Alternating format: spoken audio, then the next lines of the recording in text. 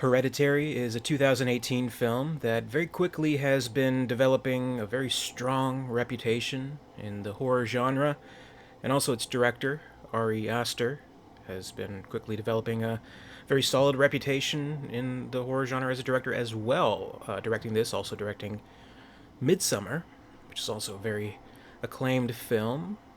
When this came out, there was quite a bit of hype around it, some very positive word and criticisms, things like that. Which, again, I'm always kind of wary about these horror movies where everyone's like, "Oh, it's the best horror movie in recent years," blah blah blah blah blah. And people were saying that of Hereditary. Even kind of around like Oscar season, people were saying it should get some awards. Or in particular, Toni Collette, who's the main character of this film, saying she should be nominated for Best Actress for this film. And there was a vocal upset when that, of course, didn't come to be. And I thought, this all sounds kind of familiar. It almost sounds like, The Babadook, which came out a few years prior. And, I didn't see the movie when it first came out. I waited until actually it showed up on Netflix around Halloween time of that same year, I believe. And I do regret not seeing it earlier because in this case, it really matched the positive words, the positive hype around it. And for what it's worth, I do feel it's an infinitely better movie than The Babadook, much better. Though it's kind of similar in a lot of ways, like in certain ways that you kind of begin to question whether or not the main character is slowly going insane, or if there is indeed something supernatural occurring within this world. And for this review, I've kind of been debating it. Should I go into spoilers or not? I'm not going to. I'm going to keep it fairly vague or spoiler free, I should say. Just because, I do, have such an admiration for the movie. That I'd hate to be the one to spoil it in case you haven't seen it and in case you happen upon this video. So I'll keep it general. But you know what? Absolutely, I'll agree with the praise for the film, and I'll say it is absolutely one of the best horror films of recent years, maybe even like the last 20 years. This is one of the standout horror greats of recent times. And after having watching it that first year on Netflix, I again watched it the next year around Halloween time, and I watched it again for this review. So it's kind of become almost, like a Halloween tradition to watch this movie. So that's, how strongly I feel about it, I guess. And it's just a relentlessly bleak and genuinely scary horror film, which you don't see too much. This one kind of never really lets go, and it is a very clever film, and it is kind of ideal for repeat viewings because there are a lot of things and kind of like a lot of clues that sort of just are laid out in plain sight within certain events, within certain dialogue that's just right there. But unless you are, seeing it again, it doesn't really register the first time viewing, I guess. So that's great. It's definitely a movie worth watching multiple times, I would say, to kind of piece together the mystery and kind of what it is all about. It begins with the Toni Collette character. Her mother has passed away, and it's starting with the funeral and all that, and kind of the movie deals with in not as an over the top kind of way, obvious way as say like the Babadook, with grief. So there is a lot of stuff about that, where she goes to support meetings and talks about her life and her mother's life, and kind of how cold and calculating she was, how manipulative she was, and how she affected the people around her, her brother, her father, her children, even. So there's a deep kind of resentment But now with her being dead, there's kind of this, I don't know, unfinished business, very, very much so, with the character Annie is Toni Collette's character, and how the whole family deals with it, and certain scenes about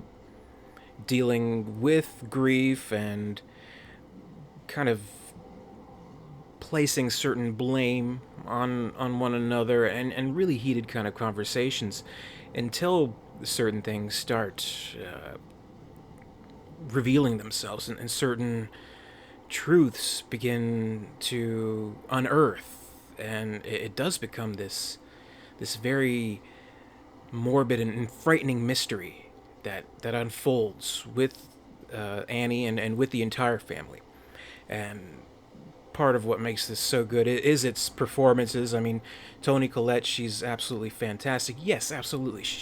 Absolutely, she should have gotten an Oscar nomination for this movie. She is incredible.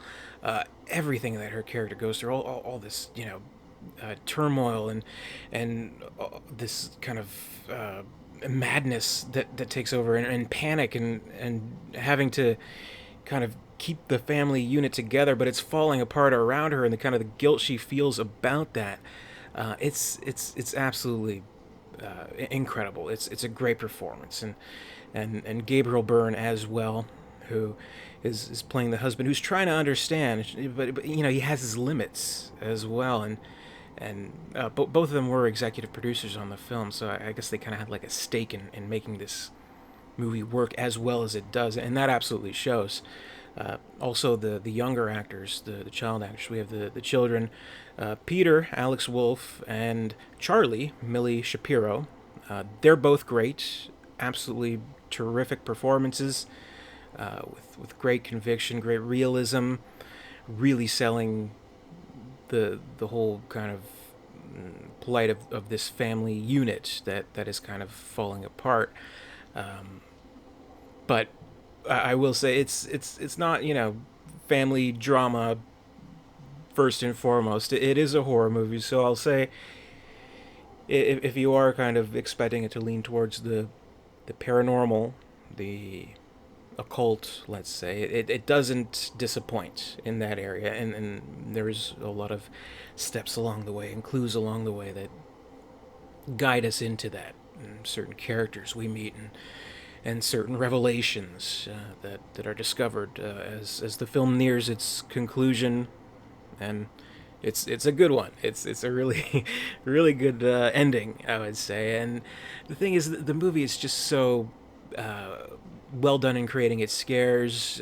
Not like a lot of jump scares, but really kind of boiling up these scenes that play out so masterfully and so emotionally charged, that really make it pay off, that it gets under your skin quite a bit. And so when a shocking moment does come, it feels very warranted. There are a lot of good in-camera kind of effects, and great camera work as well, but nothing too showy, but enough to kind of create this surreal feeling of unease throughout the whole thing. So it's incredible, and of course, the music, which makes everything come together, makes everything work perfectly. That's Curtis Stetson doing the score for the film. It's incredible. It's wonderful, and it's kind of the glue that holds everything together, I guess. So it's a wonderful film. Again, I don't want to spoil it, but I'll say, it has some shocking moments. It has some scenes that really kind of make you just like gasp audibly. It's really great, really effective. So I was very much impressed with this movie. Impressed with the performances, Toni Collette, of course, and impressed by the direction from Ari Aster. So with this and Midsummer, I'm very, very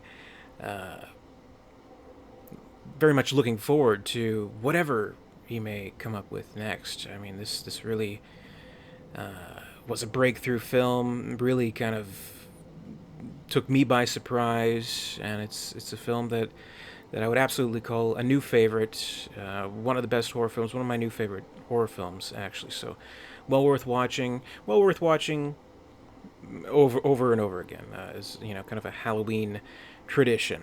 I think it's terrific. So 2 thumbs up, 10 out of 10, 5 stars, however you want to rate it. It's excellent, excellent. So I guess without getting into spoilers, that's pretty much what I want to say about Hereditary, the great film. That's my review. Thank you very much for watching. We're nearing the end of our 2020 31 Days of Horror movie marathon on the channel. Hope you'll stick with me to the very bitter end on Halloween. Stay tuned, stay scared, and until next time, I'll see you later.